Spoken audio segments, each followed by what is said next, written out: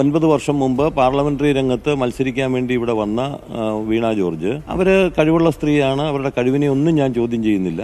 പക്ഷേ പാർലമെന്ററി രംഗത്ത് ഈ 9 വർഷക്കാലം നിന്ന് പ്രവർത്തിച്ച് തുടർന്നേ തന്നെ പാർട്ടി സംസ്ഥാന കമ്മിറ്റിയിലേക്ക് ക്ഷണിക്കാനുള്ളൊരു മാനദണ്ഡമായി എടുത്തതിനെ മാത്രമേ ഞാൻ ചോദ്യം ചെയ്തുള്ളൂ. ആ ചോദ്യം ചെയ്യൽ തുടരുകയും ചെയ്യും. ഞാൻ ആഗ്രഹിക്കുന്നത് പിന്നെ ഇവിടെ ഇപ്പൊ 75 വയസ്സിലാണ് പാർട്ടിയിൽ റിട്ടയർമെന്റ്.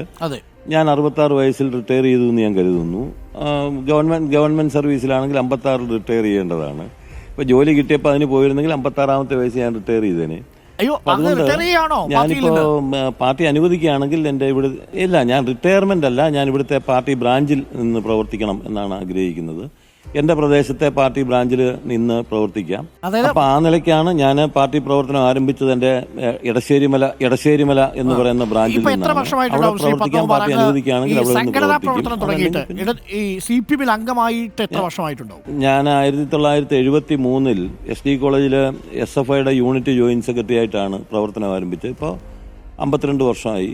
ജൂൺ മാസമാണ്. അതും ഏറ്റവും രസം എന്താണെന്ന് വെച്ച് കഴിഞ്ഞാൽ ഇപ്പോൾ 52 വർഷമാകുന്നു. 42 വർഷമായി പാർട്ടി ജില്ലാ കമ്മിറ്റിയിൽ വന്നിട്ട്, 32 വർഷമായി ജില്ലാ സെക്രട്ടേറിയറ്റിൽ വന്നിട്ട് ഇതുവരെ എനിക്കെതിരായിട്ട് വലിയ നടപടിയൊന്നും പാർട്ടി എടുത്തിട്ടില്ല. പ്രവർത്തനങ്ങളും വളരെ മോശമാണെന്നൊന്നും ആരും പറഞ്ഞിട്ടില്ല.